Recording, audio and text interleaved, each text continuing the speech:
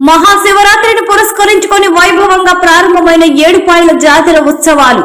రాష్ట్ర ప్రభుత్వం తరపున వనదుర్గ మాతకు పట్టు వస్త్రాలు సమర్పించిన మెదక్ ఎమ్మెల్యే డాక్టర్ మైనంపల్లి రోహిత్రావు దంపతులు. 3 రోజుల పాటు జరిగే జాతరకు అన్ని ఏర్పాట్లు చేసిన దేవాదాయ శాఖ, సీసీ నిఘాలో బందోబస్తు ఏర్పాటు చేసిన పోలీసులు.